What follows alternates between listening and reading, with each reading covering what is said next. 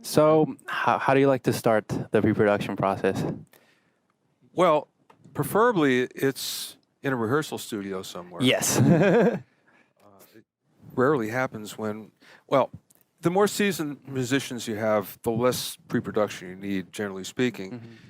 And it also means that you can kind of forget about the rehearsal and you can go right into the studio and work it out there. But you really need seasoned players who they know what they're doing and they can adapt really fast. It's also kind of a luxury, right, to be able to do this and rent out a studio to practice your song before you record it. It happens more than you think, but Okay. again, it's one of those things where, if budget is an issue, that's not what you want to do. Right. Yes. But for most people, now again, we're talking about seasoned players where you could work something out, in a few hours and then cut it. I have a friend that was just working with Daryl Hall over the last week, and he said they would cut a song a day, and they would start with not knowing anything. They never heard the song before, and they would start. By the end of the day, they'd have a basic track. Oh, wow. But again, this is his band that's been playing with them for 20 years or more. Yeah. So, but for most of us humans, that doesn't happen. And, I've spent 3 months, 4 months in pre-production working stuff out. And, again, what does that mean, pre-production? What does it mean working things out? Well, it means getting everything musically tight so all the instruments work with one another, and also getting the arrangement together, because a lot of times the arrangement is gratuitous, let's say, where you have real long intros and solos and stuff like that. You just have to go in and cut some things. So would you say you're kind of doing a lot of what a conductor would do with an orchestra, kind of pulling them together and helping them? Well, there's even more like arranging, right, as well? A producer is an arranger, Yeah. for the most part, and really everyone kind of looks to the producer to, if nothing else, come up with ideas that maybe the artist didn't think of. But the ideas are kind of like, well, let's make everything work together and let's get some things out of the way, or let's put some things there where they weren't before. So it's really a collaboration to make things work. The reason why a producer is really effective in this role, more so than players, is the fact that when you're playing, you really can't hear what's going on. You're doing your part. You're most doing of your the time. part.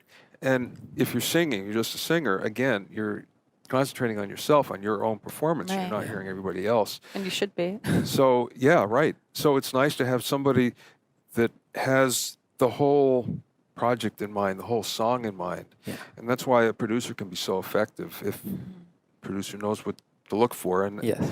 and that's what I'm going to be showing today, some of the real basics of pre-production, what we generally do. So as a result, we didn't spend a lot of time getting sounds. It sounds pretty good, but we didn't spend nearly as much time as I normally would have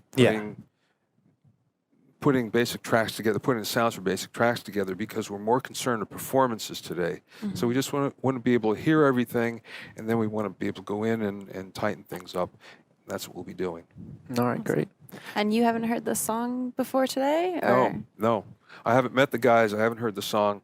And sometimes that's better, because you can get demo-itis, as they would call it. If you have a demo, you can really sort of fall in love with the demo. That's happened to me for sure. It happens to everybody, where sometimes you kind of forget the best interests of the song and the artist because you listen to this demo so many times. So many times just hearing something for the first time is helpful. Of course. Yeah. Yeah. I think so. How it's gonna happen during the show? We're gonna hear the song first, and then we're gonna go over there and meet them, right? Yeah. What we're going to do is we're just going to have them play it down. We're going to record it, and the reason why is I want to make sure that everybody can hear an A/B. So here's what it is before, and here's what it is after, when we kind of work it out. Okay. And again, sometimes there's huge differences, and sometimes not so much, and it really depends on the players and how much they have worked out already. Yeah. But even subtle changes can make a difference, where suddenly you find that, oh, yeah, that's tight. Oh, they didn't get this one part together, and then again, it's in the heat of battle. You usually don't think of those things, and that's what a producer does. Yeah. Yeah. Cool. So should we have them play it down? Yeah. I think so, yeah.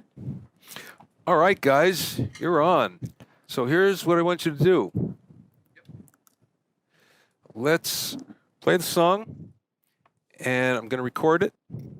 Then we're going to come out and we're going to meet everybody. So, you guys ready? Yeah. All right, stand by.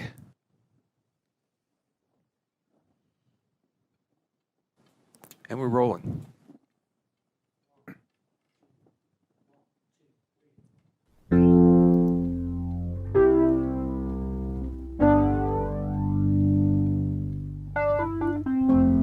Face to face with nothing to say, but stay and face our fate or run and fade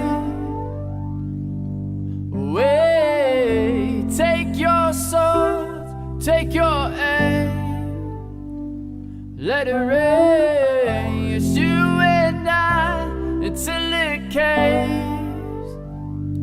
'Cause baby, this is love and war, and I'm taking the bad little skies when they break down all our walls. Shoot arrows through our hearts together when it falls apart.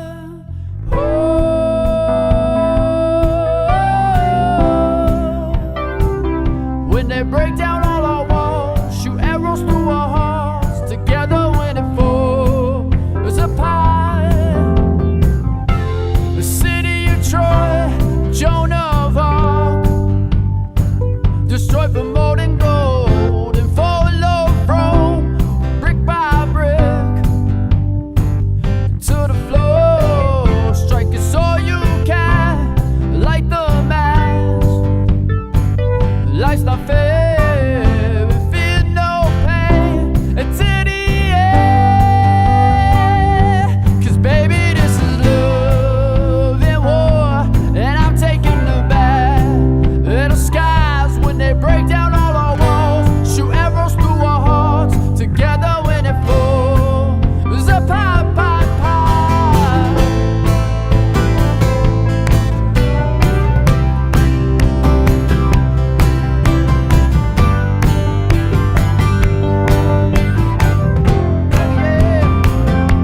Cause baby, this is love and war, and I'm taking the bad little skies when they break down all our walls. Shoot arrows through our hearts together when it falls apart. Yeah, oh yeah, oh yeah. Maybe this is love, yeah, oh yeah. Oh, maybe this is love, yeah, oh yeah. Maybe this is love and war, yeah, oh yeah. Maybe this is love, yeah, oh yeah. Maybe this is love, yeah, oh yeah. Maybe this is love and war.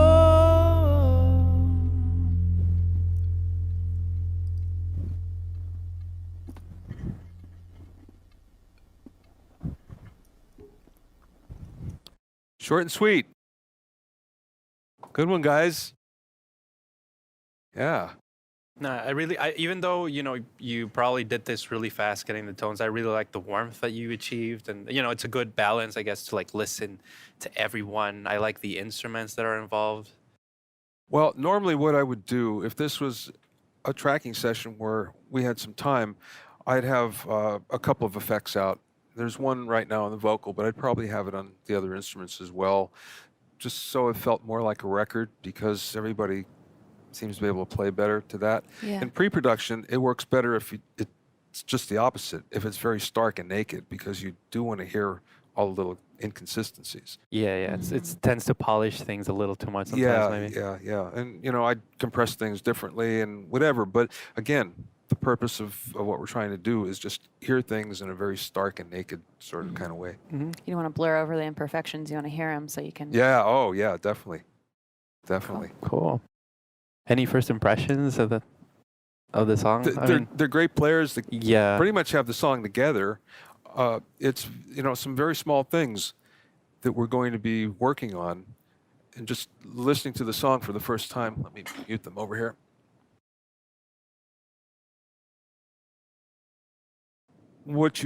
My first impressions were, okay, let's make sure absolutely sure that the bass and the drums are locking together. They're pretty close, but let's be absolutely sure. So that's the first thing. And let's make sure that the guitar is locking with the drums, because there's a tom fill that he plays, a tom line that he plays with the whole thing. Let's make sure that the guitar works with that really well.